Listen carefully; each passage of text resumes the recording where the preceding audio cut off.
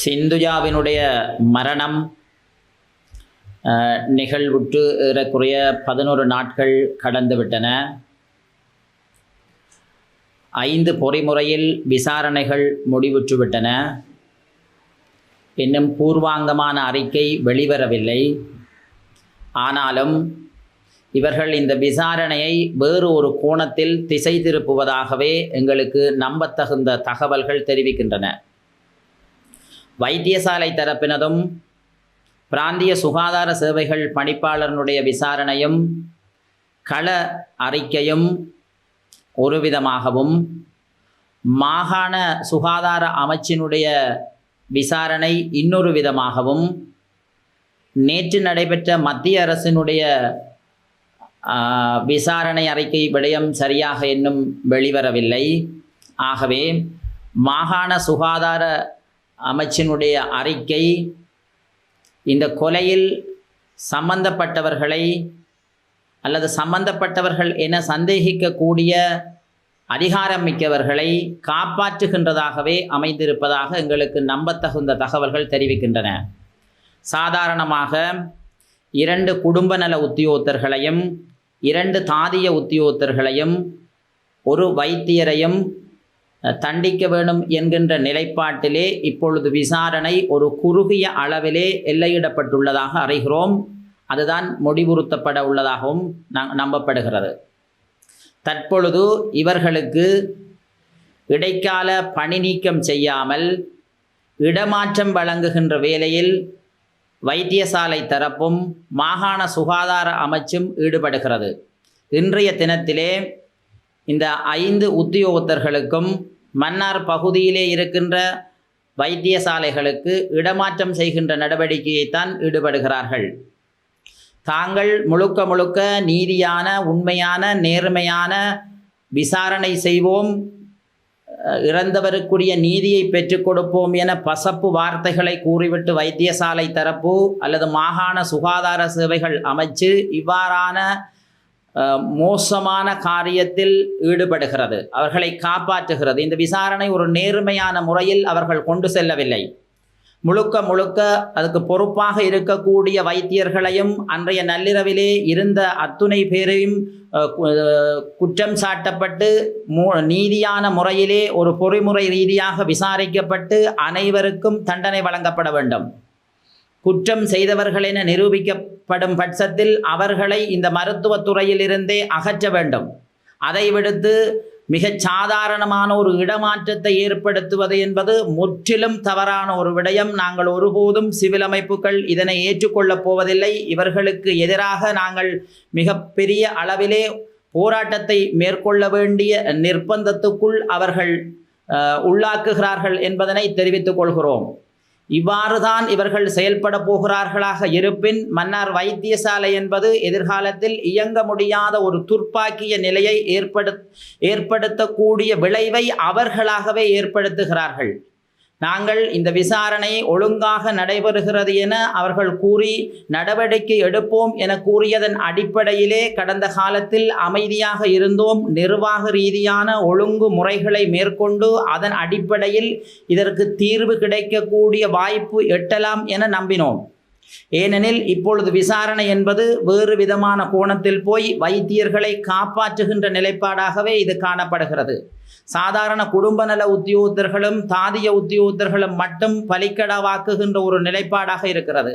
அங்கு குற்றஞ்சாட்டப்பட்ட வைத்தியர் ஏலவேயும் பொறுப்பு வைத்தியர்களால் பல்வேறு காலகட்டத்தில் எச்சரிக்கப்பட்டு பல்வேறு விதமான குற்றச்சாட்டுக்குள்ளான ஒரு வைத்தியரை இரவிலே அந்த விடுதியிலே போதிய தங்குவதற்குரிய வசதி இருந்தும் குளிரூட்டப்பட்ட அறைகள் இருந்தும் தங்காமல் வேறு இடத்திலே இருந்த ஒரு பொறுப்பற்ற வைத்தியர் மீது கூட நடவடிக்கை எடுப்பதற்கு எந்த விதமான வல்லமையும் இல்லாத மாகாண சுகாதார சேவைகள் அமைச்சும் மத்திய சுகாதார சேவைகள் அமைச்சும் ஏனைய சுகாதாரத்துறை அதிகாரிகளும் தொடர்ந்து இவ்வாறான நிலைப்பாடுகளையே ஏமாற்றி மோசடி செய்து மறைத்து இந்த பாதிக்கப்பட்ட தரப்புக்கு நீதி கிடைக்காத விடயத்தை செய்ய முனைகிறார்கள்.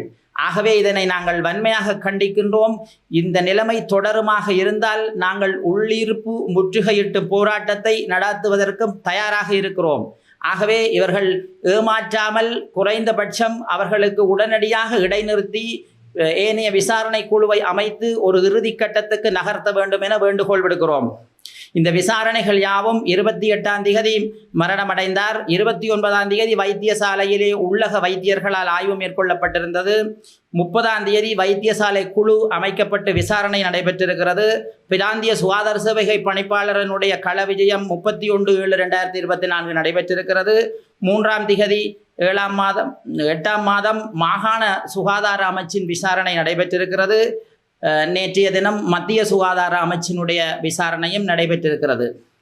ஆக மொத்தம் எல்லா விசாரணைகளையும் முதல்கட்ட விசாரணைகள் முடிவுற்றுவிட்டன. இந்த முடிவுற்ற விசாரணையின் அடிப்படையில் அவர்கள் இன்றைய தினம் இந்த இடமாற்றத்தையே மேற்கொள்ள இருப்பதாக நாங்கள் அறிகிறோம். இதனை நாங்கள் முழுமையாக எதிர்க்கிறோம். பாதிக்கப்பட்ட தரப்பிற்கு நீதி வேண்டும், நியாயம் வேண்டும்.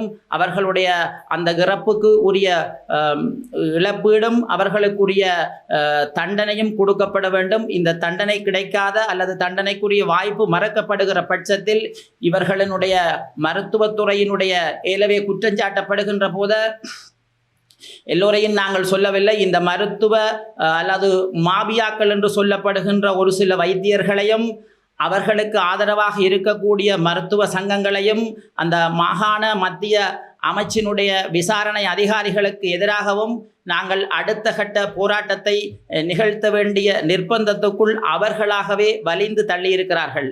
ஆகவே இதில் மாற்றம் ஏற்படுத்தப்பட்டு உடனடியாக இவர்களுக்குரிய தண்டனை வழங்கப்பட வேண்டும் என நாங்கள் வேண்டுகோள் விடுக்கிறோம். நேற்றைய தினம் நாங்கள் பலர் வைத்தியசாலைக்கு சென்று பணிப்பாளர் உட்பட்ட அங்கிருக்கின்ற வைத்திய அதிகாரிகளோடு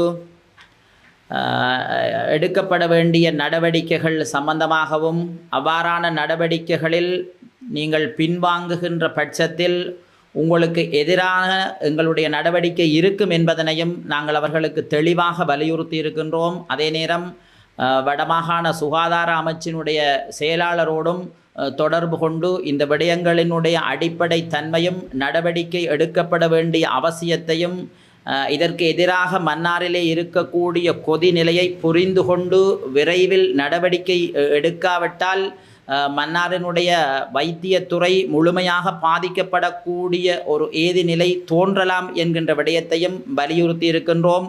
வைத்தியர்களும் அது பற்றி கரிசனை காட்டியிருக்கிறார்கள். ஆகவே இதில் நியாயமாக நடந்து கொள்ள வேண்டும் என்பதே எங்களுடைய இறுதியானதும் உறுதியானதும் வலிமையான கோரிக்கை. நீதியான முறையிலே ஒரு பொறிமுறை ரீதியாக விசாரிக்கப்பட்டு அனைவருக்கும் தண்டனை வழங்கப்பட வேண்டும். குற்றம் செய்தவர்கள் என நிரூபிக்கப்படும் பட்சத்தில் அவர்களை இந்த மருத்துவத்துறையிலிருந்தே அகற்ற வேண்டும். அதை விடுத்து மிகச் சாதாரணமான ஒரு இடமாற்றத்தை ஏற்படுத்துவது என்பது முற்றிலும் தவறான ஒரு விடயம். நாங்கள் ஒருபோதும் சிவில் அமைப்புகள் இதனை ஏற்றுக்கொள்ளப் போவதில்லை. இவர்களுக்கு எதிராக நாங்கள் மிகப்பெரிய அளவிலே போராட்டத்தை மேற்கொள்ள வேண்டிய நிர்பந்தத்துக்குள் அவர்கள் உள்ளாக்குகிறார்கள் என்பதனை தெரிவித்துக் கொள்கிறோம். இந்த விடயத்தில் நாங்கள் தொடர்ந்து விழிப்போடும் நீதிக்காக காத்திருக்கிறோம்.